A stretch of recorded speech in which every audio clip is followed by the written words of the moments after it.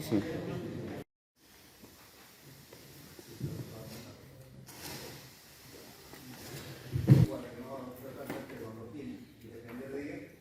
Vamos a hacer un repaso breve sobre aspectos que ustedes ya conocen, pero que probablemente se han olvidado o han entendido inadecuadamente cuando lo han estudiado o se los han explicado. Cuando hablamos de ahorro estamos hablando de la arteria más importante de la economía del individuo. Es un gran vaso que va a transportar la sangre desde el ventrículo izquierdo hacia todo el organismo, generando la perfusión de los tejidos más distales mediante un sistema canalicular que va desde la aorta como principal elemento troncular, pasando luego a la división de ramas. Las ramas más importantes ya vamos a ver cuáles son. Entonces, si empieza en el ventrículo izquierdo, el fin de la aorta es cuando deja de ser aorta para transformarse en dos arterias ilíacas, es decir, en la división de la aorta con las dos ilíacas, y un elemento que mayormente nos olvidamos porque es sumamente pequeño, da la impresión que es una pequeña ramita dependiendo del ángulo griego que forma, del ángulo que forman las dos ilíacas. Estamos hablando de la arteria sacra media. Entonces, académicamente se conoce como que la arteria aorta termina en tres ramas: las dos ilíacas primitivas y la sacra media.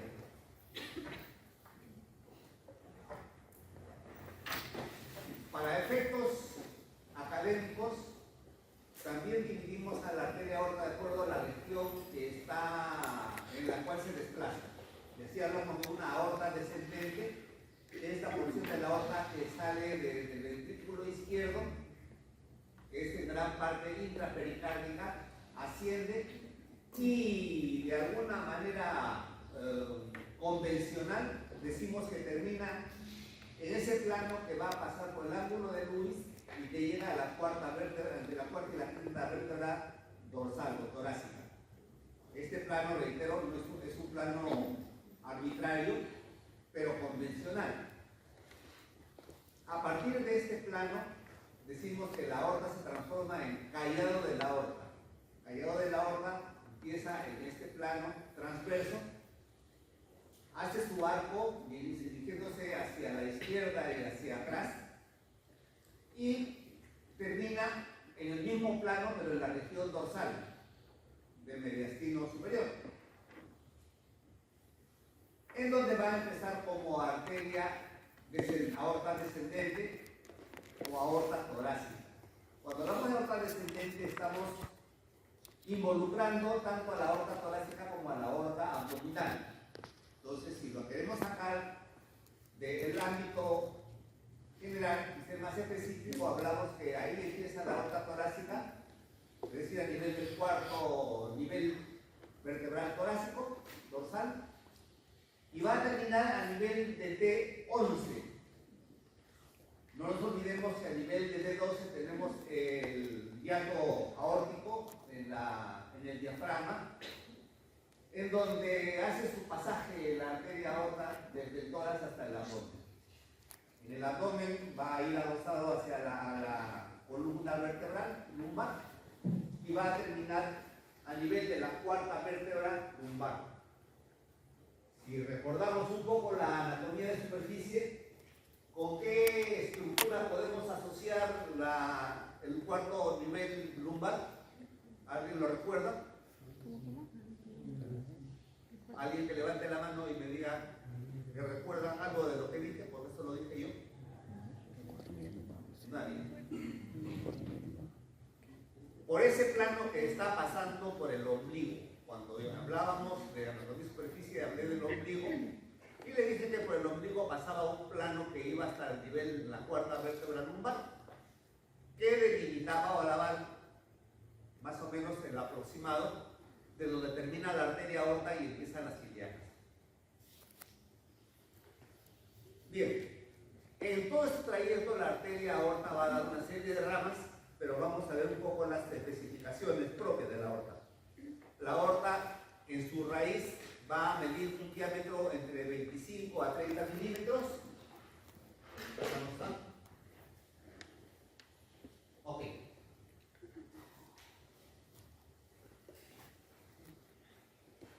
que va a ir disminuyendo este calibre según vaya abandonando algunas ramas, es decir, se va adaptando a la pérdida de volumen progresivo, toda vez que en el Callao hay 3 ramas, 3 troncos importantes: tronco brachiocefálico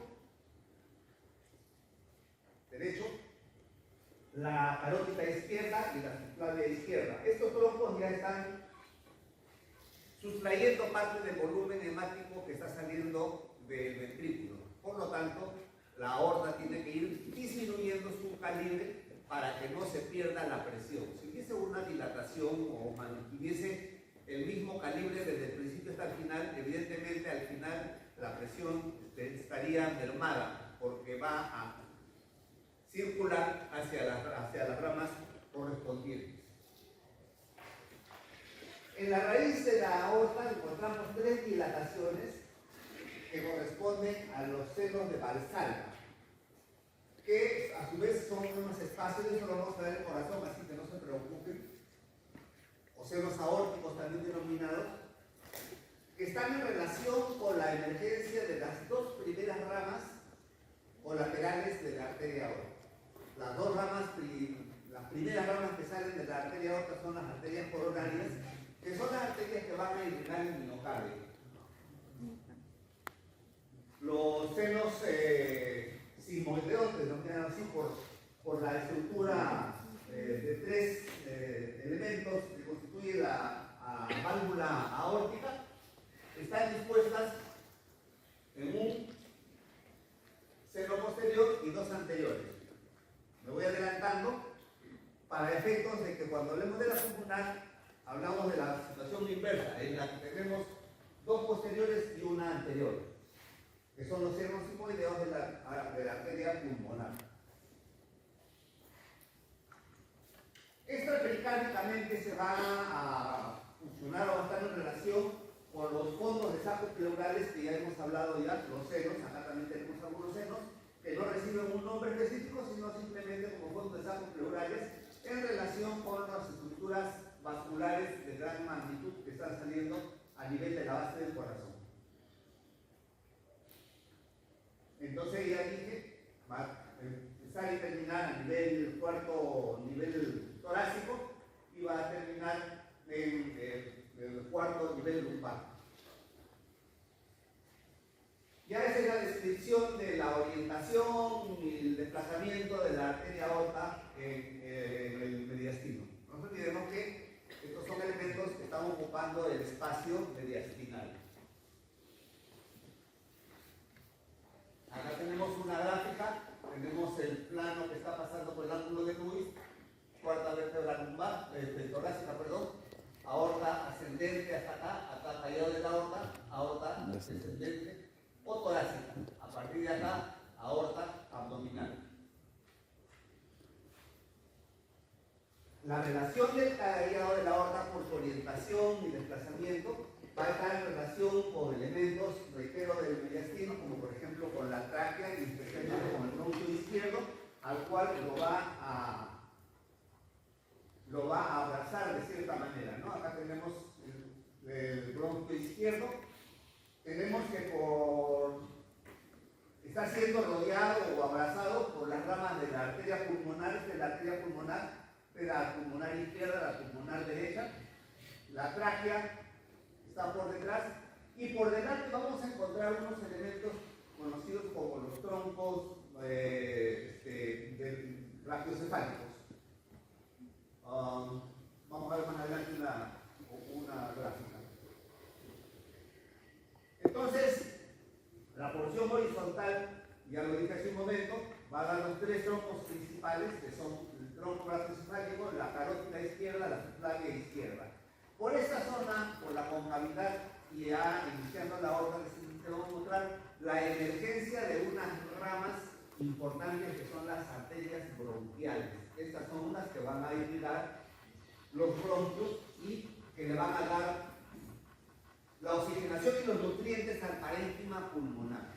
Es un error pensar que la arteria pulmonar es la que va a irrigar a los pulmones. La arteria arteria pulmonar lo que hace es llevar la sangre para que los pulmones funcionen y hagan su labor, es decir, que se realice la hematosis. De esto ya hablamos en la clase anterior, así que no voy a insistir más en aquello. Acá esto me permite hacerles recordar algo que mencioné en la clase de pleura. Esto de acá es el reborde pleural que les decía, envuelve el pedículo pulmonar y una prolongación de una lámina de 2 capas, que viene a ser el ligamento triangular o pulmonar, va a descender hasta la región del diafragma. En una suerte de repliegue falciforme, que así también lo conocen en algunos textos, ¿no? Repliegue falciforme de la pleura mediastinal. Ya dije, las primeras colaterales son las coronarias derecha e izquierda, tronco brachiocefálico, carótidas, etc. Son relaciones, ¿no?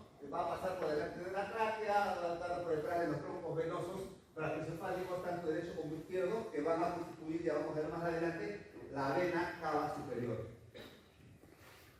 Acá, lo que les he mencionado, los troncos brachiocefálicos, la yugular interna, la subclavia interna, la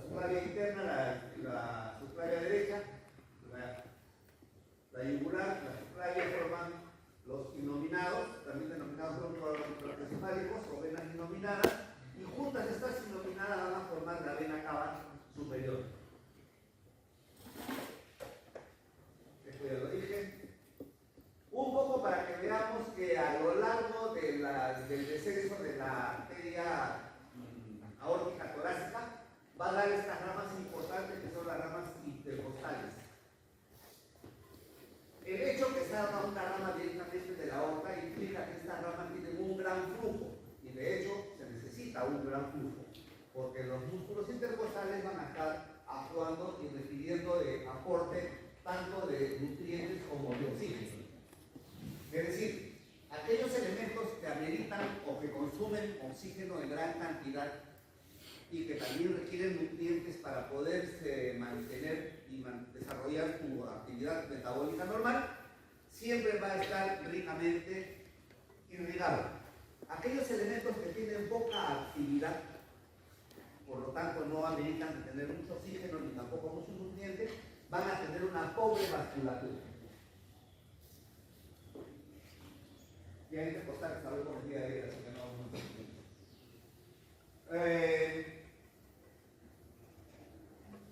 Cuando hablamos de intercostal estamos hablando de esta distribución metamérica. No nos olvidemos que nuestro cuerpo se va a organizar metaméricamente desde la fase embrionaria. Cuando tenemos nosotros las respectivas los somites que van a dar origen a todos los componentes de nuestro organismo.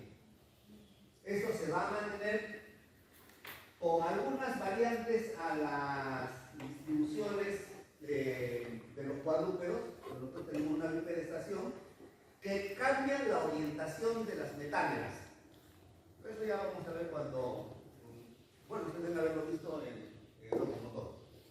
Entonces, en el lado derecho nosotros vamos a tener la prolongación de las arterias intercostales, circuitos accesorios que están presentes y patentes y que de alguna forma garantizan que si hubiese una oclusión, que vamos a ver por ahí, tenemos creo algo interesante más adelante, para que vean cómo es que estos circuitos precariantes permiten la pervivencia de las estructuras cuando se ocluye alguna arteria importante que les aporta tanto el oxígeno como los nutrientes. Si no lo menciono, me están acordando en todo caso al final. Entonces, como les decía, las vías son más largas, van a pasar por detrás del conducto torácico, por detrás de las ácidos y de la cadena simpática. La última rama que está saliendo de la aorta y que va a dirigirse hacia la pared torácica, que debería ser el equivalente a una de las intercostales, por ya no tener otra costilla por debajo, por lo tanto ya no podría ser inter, recibe el nombre de subcostal. Esta rama subcostal es la que va a desplazarse por la canaleta del borde inferior de su segunda costilla.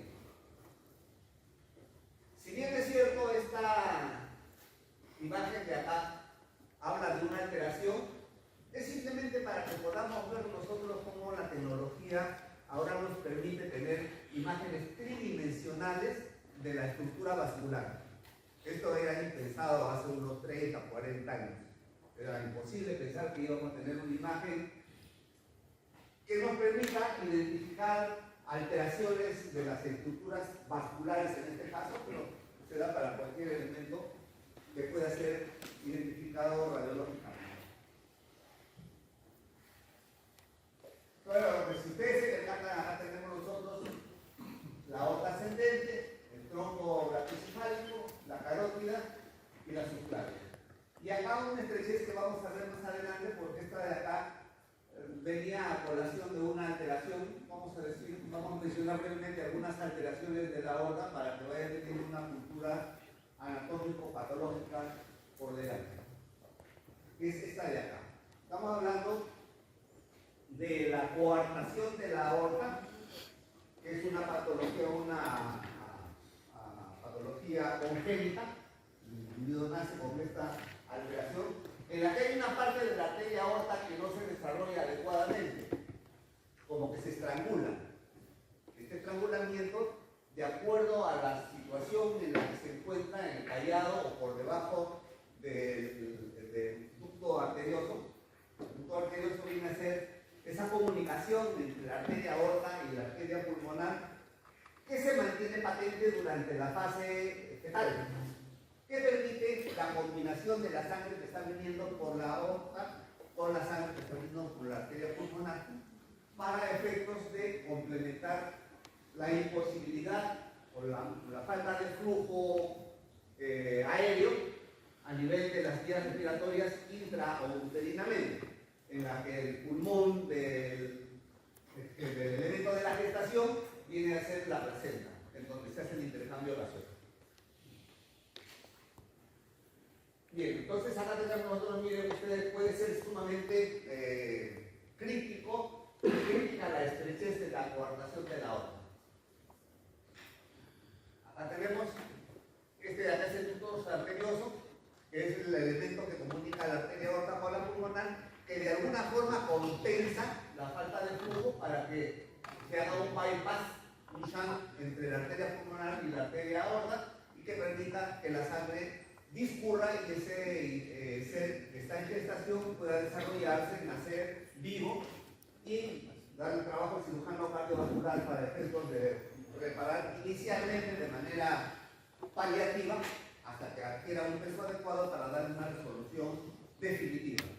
Entonces, los procedimientos quirúrgicos pueden ser paliativos, solamente para darle el chance de que desarrolle todavía esa criatura, y en definitivo cuando se corrige la anomalía mediante una cirugía realmente compleja. Sabemos nosotros cómo se puede estrechar el elemento. Acá tenemos el ductus arterioso. Y si ustedes se percatan, lo que nosotros veíamos en las intercostales que eran rectitas por debajo de las costillas o entre las costillas, vemos que se tornan tortuosas. ¿Por qué? Porque estas arterias van a tener un incremento de presión importante. Entonces se van a desarrollar como un complemento de tipo colateral, pero a nivel de las ramas posteriores. Otra patología que es relativamente frecuente, que son los aneurismas. Cuando hablamos de un aneurisma estamos hablando de una dilatación anormal de un vaso, en este caso de la arteria aorta, en la que todos los componentes de la pared del vaso se van a dilatar, como una suerte de debilidad de la pared. Esta debilidad hace que podamos tener dilataciones como cuando se deforma una tetilla a una cámara de una llanta, de bicicleta o de automóvil, o algunos globos que se deforma un subglobo por una debilidad de la pared. La presión es similar a todo lo largo del elemento, pero una zona se protruye. ¿Por qué? Porque esta zona de debilidad no aguanta la presión y termina dilatándose. Por supuesto, esta deficiencia puede terminar en una ruptura. Así tenemos algunos tipos que se clasifican. Este es un aneurisma sacular, que es de forma de saco, aún se cruzado. Este es un aneurisma fusiforme, es decir, tiene una forma ahuzada, en la que toda la circunferencia de la arteria ha tenido la debilidad y por lo tanto se ha dilatado. No vamos a hablar de las causas porque no es clase de patología. Solamente es para que tengan un poco la idea de la patología, que reitero, no es tan frecuente y que de repente en algún momento les van a preguntar a ustedes sobre los aneurismas. Y luego tenemos otra alteración que es la disección de la aorta. Y acá me detengo un poco sobre la terminología. Ustedes van a encontrar muchos colegas que hablan de aneurisma disecante. O es aneurisma o es disección. O la disección se establece dentro del aneurisma, pero el aneurisma per se no es disecante. El aneurisma es simplemente aneurisma, dilatación de las paredes, anormalmente. Disección implica que la íntima, una de los componentes de la pared vascular, acá tenemos la íntima, el endotelio, tenemos la capa media y tenemos la adventicia. Por alguna razón la íntima se desgarra, se lesiona, se lacera, se ulcera y la presión de la sangre empieza a decolar, empieza a diseccionar las paredes y terminamos en este elemento. Acá tenemos este borde, hasta acá, y el borde de la pared de las partes externas se queda, generando un denominado falso lumen. Por ese falso lumen empieza a circular sangre, está saliendo por la presión que tenemos acá, y llega un momento en que hay más sangre en el falso lumen que dentro del lumen normal. Por lo tanto, esto de acá se ocluye y entenderán que el falso lumen no irriga nada, al contrario, empieza a ocluir los vasos que están en el trayecto de la arteria correspondiente. Esto de acá grafica un poco mejor. Tenemos acá el desgarro de la íntima, por donde sale la sangre. Esta se va acumulando entre la íntima y las paredes externas, la media y la adventicia, y empieza a comprimir el lumen normal. Eventualmente puede hacerse un nuevo desgarro distal y por acá reingresar la sangre, y esto de acá compensaría de alguna forma, prolongando, dándole la chance al médico de resolver este tema de la disección aórtica.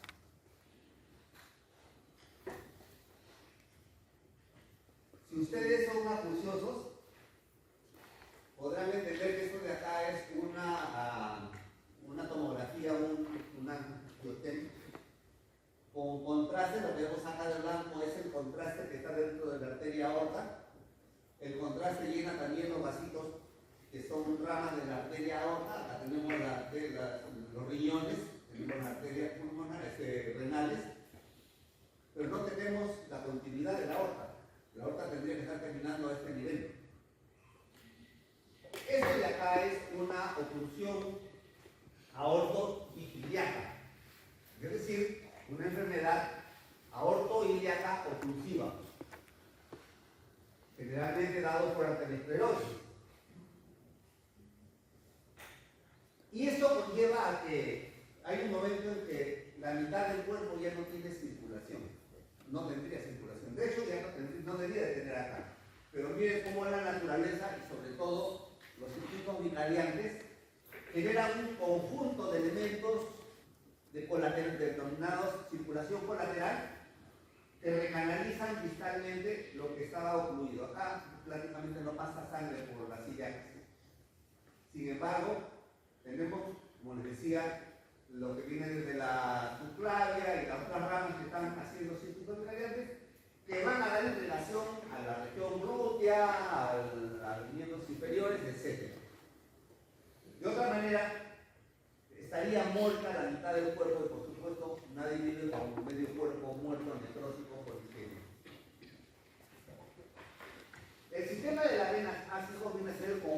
vasos que van a recolectar la sangre de la pared torácica. Van a discurrir por los espacios intercostales, el famoso MAN. Estas ramas intercostales van a confluir en esta vena que está acá, que es la ácigos mayor, le dicen algunos textos, o la ácigos a secas. Algunos están escritas con Z y otros con Z. Es lo mismo. Cuyo origen va a estar en la cavidad abdominal. Es decir, acá está tapado por la vena cava, pero por detrás de la vena cava está la vena denominada la lumbar ascendente. La lumbar ascendente va a recibir sangre de la subcostal y en ese momento tenemos la formación de ácigos a la cual van a ir drenando los diferentes ramos venosos intercostales. Pero no solamente los intercostales del lado derecho que le corresponde, sino que también van a drenar la formación de los otros ácigos, que ya no se llaman ácigos, sino hemiácigos inferior y hemiácigos superior, que también van a confluir y van a llegar hacia la ácigos. La ácigos asciende y desemboca en la vena cava superior. Así como tenemos nosotros una circulación arterial vicariante, el sistema ácigos constituye un sistema vicariante venoso, porque va a conectar la vena cava inferior y los elementos que están drenando en la cavidad abdominal con la vena cava superior. Eso implica que en algún momento, dramáticamente por alguna razón, se ocluye la vena cava inferior. Ese sistema va a dilatarse por la presencia de una mayor masa hemática, pero va a permitir que la sangre que debería venir por la cava inferior desemboque en la cava superior para llegar al corazón y que pueda ser oxigenada en el corazón, en los pulmones. Entonces, reitero, es importante que recordemos lo que vienen a ser estos circuitos alternativos.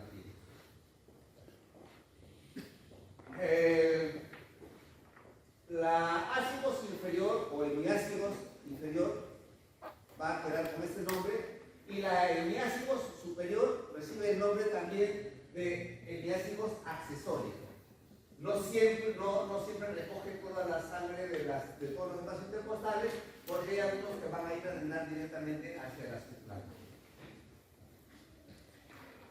Ok, un poco para la descripción de lo que les acabo de mencionar.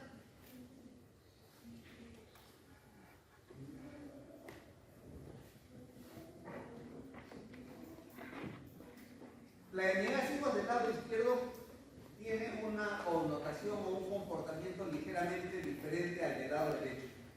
En el lado derecho no va a haber aporte de la región de las renales y suprarrenales. Simplemente son las que van a drenar de la pared abdominal hacia el sistema de la lumbar ascendente. Acá sí tenemos un tronco que recibe el nombre de tronco reno-hemiácigo, es decir, el tronco que está procediendo del drenaje renal y que constituye un tronco de raíz para la hemiácigo del lado izquierdo. El acceso, como es lógico, va a ir por el mediastino, pegado a la columna vertebral, en donde el reitero va a recibir todas las ramas de las intercostales.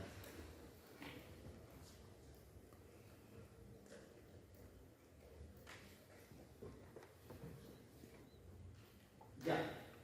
A veces nosotros tenemos que, lo que dije hace un rato, no siempre la hemiácigos accesoria va a recibir todo el drenaje de la pared torácica izquierda. Acá estamos viendo que se forma un tronco que se va hacia la subclavia y simplemente a partir de la quinta, sexta o séptima espacio intercostal forman el tronco de la hemiácigos accesoria.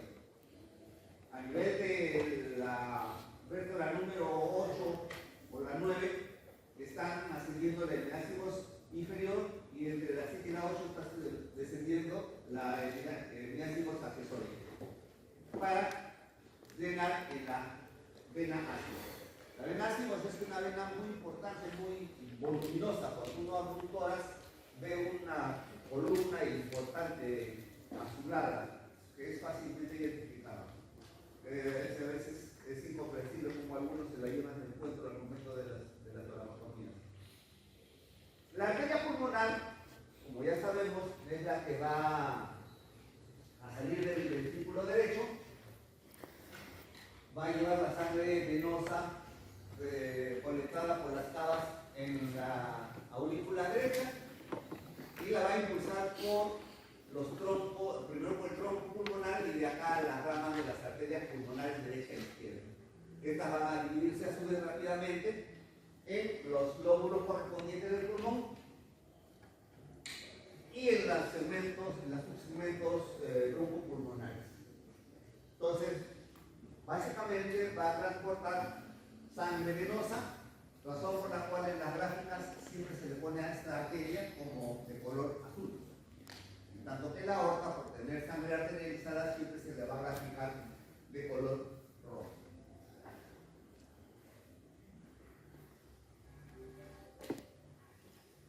Acá la tenemos, esta es la cava superior, cava inferior, la orejuela de la aurícula derecha, el ventrículo derecho, y de acá está saliendo la arteria del tronco pulmonar, la arteria pulmonar derecha, izquierda, las ramas de la derecha.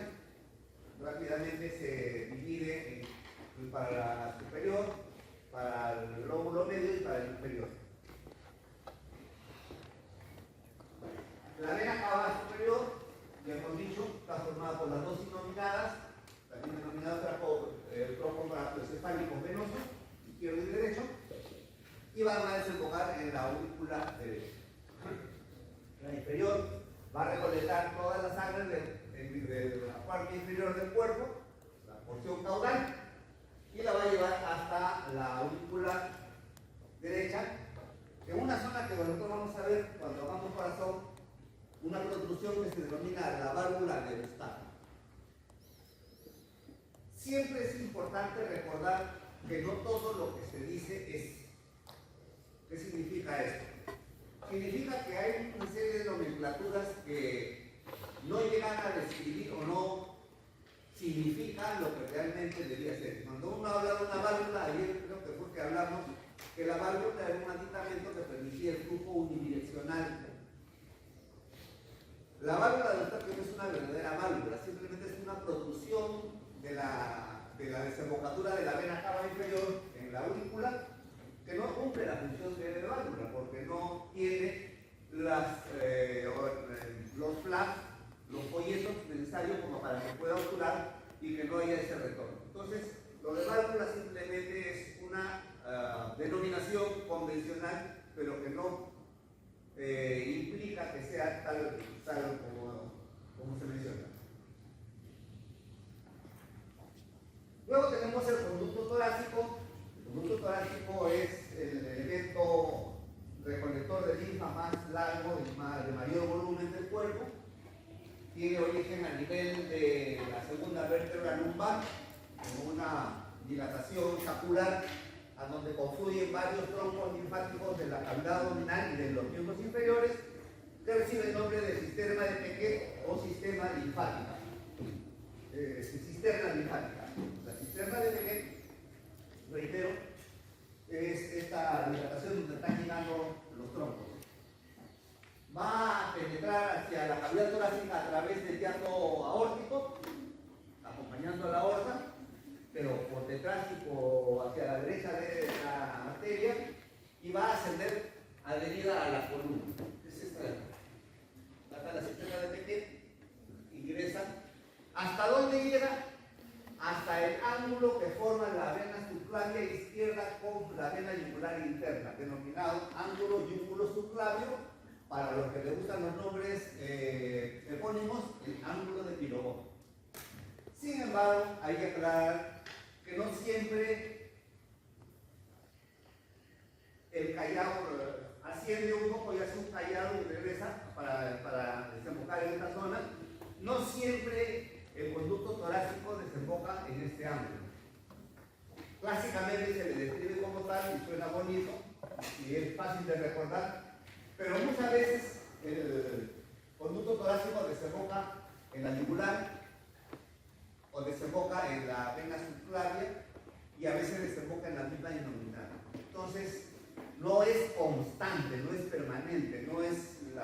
la generalidad. Hay muchas variantes en la desembocadura. Conjuntamente con la linfa que está procediendo de la porción inferior del cuerpo, va a recolectar la linfa de el hemitórax izquierdo, miembro superior izquierdo, la porción izquierda del cuello y la porción izquierda de la cabeza. Claramente definida. Una línea ahí drena hacia el conducto torácico. El resto del cuerpo, es decir, el hemitórax derecho, miembro superior derecho, en mi cara y en mi cuello derecho, van a ser recolectados por la denominada gran vena linfática. Recibe un nombre de gran vena linfática, pero que realmente es pequeña en relación con el conducto torácico. Este sistema de la gran vena linfática va a recolectar la linfa de esta zona y va a desembocar también el ángulo yúnculo subclavio, entre comillas, del lado derecho, el callado de la gran vena linfática. Entonces hay un callado del conducto torácico, asciende y luego hacia esta curvatura, y hay un callado de la gran vena linfática, o también denominada vena linfática derecha.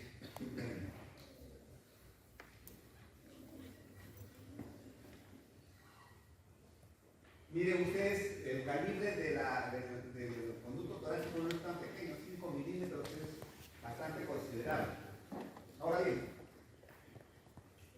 si queremos ser un poco clínicos, puede haber una lesión del conducto torácico, y el conducto torácico, si se rompe en la cavidad torácica, va a acumular contenido en la cavidad torácica. ¿De qué color creen ustedes que sería el líquido que vamos a tener en la cavidad torácica si se rompe el conducto? ¿Perdón? ¿Rojo? ¿Cómo hace rojo? Blanco, amarillento, transparente. Transparente. ¿Todos de acuerdo? No. Sería transparente decir que solamente estuviese colectando, recogiendo linfa. Pero a este nivel dije que llegan los trompos que están drenando el sistema linfático de la cavidad abdominal, tanto de la pared como de las vísceras.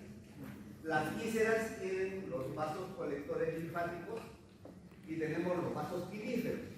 Los vasos pilíferos son los que van a recolectar el pilo a nivel intestinal y que van a discurrir por el sistema linfático. Entonces lo que nosotros tenemos acá, sobre todo cuando se ha comido, un líquido lechoso, formado por las grasas que han sido absorbidas a nivel intestinal. A este líquido lechoso se le denomina kilo. Y cuando se acumula este kilo en la cavidad torácica, y creo que cuando hablamos ayer, cuando se acumula el aire es neumotórax, cuando se acumula sangre es pneumotórax, cuando se acumula pus es piotórax, en este caso se acumula kilotórax. Entonces uno mete una aguja y saca leche, entre comillas. Y eso le da el diagnóstico de que hay una lesión, que no es sangre, no es líquido seroso, sino que es kilo por alguna lesión del conducto torácico. Bueno, esto es el discurrir que ya se lo mencioné, las relaciones del conducto torácico en el mediastino posterior, está hacia la derecha de la aorta y hacia la izquierda del esófago, y va a ir hacia el ángulo yúnculo subclavio. Yo no le he puesto el nombre de kilobot, pero ustedes lo van a encontrar así en sus textos. El nervio flénico, ya ustedes han hecho la parte neurológica, no me voy a detener en cuanto a su origen. Es el principal nervio que inerva, para la redundancia, los diafragmas. Son independientes, cada nervio inerva su propio diafragma, va a penetrar a la cavidad torácica a través del estrecho superior, cada uno tiene sus propias relaciones, ¿no? En el nivel cervical lo encontramos por delante del escaleno anterior, luego vamos a tener que va a discurrir por lo que viene a ser en la cavidad torácica por delante de la raíz o del pedículo pulmonar. Entonces, es por ahí por donde lo encontramos. Va a ir entre la pleura y el pericardio y va a descender hacia el centro frénico. En el centro frénico se distribuye para inervar todo lo que viene a ser su cúpula diafragmática correspondiente, tanto la derecha como la izquierda. El derecho va a estar pasando por la cara anterior de la arteria subclavia. Cada uno tiene sus propias relaciones, porque si bien es cierto nosotros somos simétricos externamente, en el interior ya no hay tal simetría, porque los órganos no se distribuyen de una forma simétrica, los órganos se distribuyen asimétricamente. Por lo tanto, las relaciones ya al interior van a ser diferentes. Entonces vamos a tener la cara anterior de la subclavia. Acá tenemos la subclavia que está pasando acá en el frénico, ¿ok? Esto de acá, por detrás de la vena, ¿no? Va a ir acompañado de los denominados vasos pericardiofrénicos. ¿De dónde salen los vasos pericardiofrénicos? ¿Alguien recuerda? ¿Alguien recuerda? Ramas de la mamaria interna o torácica interna. Y se encuentra envuelto, arropado, acolado, en el término que van a encontrar en sus textos, con la pleura mediastinal, tanto a la izquierda como a la derecha. La derecha no va a pasar por delante de la subclavia, sino va a pasar por delante del callado. Sin embargo, pasando por delante del callado y tapado por la pleura, no quiere decir que esté adherido al callado, simplemente están de vecinos, está recostado. Pero cuando uno levanta la pleura, levanta y se separa el frénico izquierdo de la aorta y por supuesto también del pericardio. El neumogástrico viene a ser el décimo par. Ustedes recuerdan cuando han hecho, su nombre correcto sería el cardioneumo gastroentérico, porque es por esta zona por donde va a distribuir sus ramificaciones y por lo tanto un nervio que va a tener actividad motora, sensitiva, pero sobre todo parasimpática.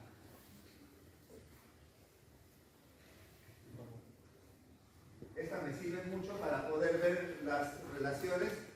Acá tenemos la cadena simpática, por acá tenemos el tronco del nervio neumogástrico derecho, neumogástrico izquierdo. El neumogástrico derecho pasa por delante de la subclavia, deja una rama que es la rama recurrente inferior derecha. Acá tenemos la aorta, está bajando el nervio vago y por debajo de la aorta está pasando la rama del nervio recurrente inferior izquierdo. Estos recurrentes son los que van a ir a inervar. ¿Qué inervan los recurrentes? La laringe, específicamente los músculos de la laringe.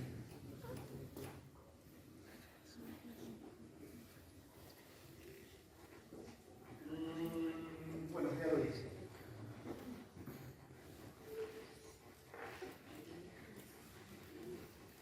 Acá tenemos las ramas más importantes, pero una serie de ramas y son una serie de plexos, ¿no? La recurrente, ya lo mencioné, las ramas cardíacas superiores, medias e inferiores que van a constituir una suerte de estructura reticular que van a formar los plexos cardíacos, también los plexos bronquiales pulmonares. Las ramas pulmonares forman los plexos y las ramas esofágicas que van a ir acompañando al esófago como troncos y se van a distribuir. ¿Ya acabaron? ¿Ya acabaron? Que van a ir a distribuirse por el esófago dirigiéndose hacia el abdomen. El abdomen se va a distribuir por la cara anterior y posterior del estómago y por supuesto van a salir todas las ramas que van a constituir parte de los plexos que van a funcionarse con las ramas que están procediendo del sistema simpático. Reitero, neumogástrico, fundamentalmente para simpático. Las ramas motoras controlan los músculos de la laringe, los faringios, especialmente a nivel de las mucosas.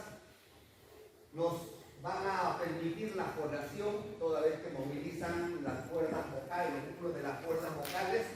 Las sensitivas van a estar inervando también estas zonas que hemos mencionado. La inervación parasimpática, que es la denominada autónoma. En algún momento creo que en algunos grupos les mencioné que lo de autonomía es bien relativo. Autonomía implicaría que no hay, que sería disparatado, que no tendría un patrón de comportamiento. Pero no, el sistema autónomo siempre va a responder a los mismos estímulos. No se va a dar motilidad al sistema intestinal, digestivo, a la secreción gástrica fundamental, a la motilidad de los músculos del píloro, de este esfínter pilórico, y la lesión de este elemento puede dar una serie de alteraciones, algunas de mayor significancia, ¿no? Problemas cardíacos, intestinales, tendríamos disponía, etc. Hay dos nombres cardiogénicos. Creo que tiene lo mismo. Bueno, si se repitió. Bien.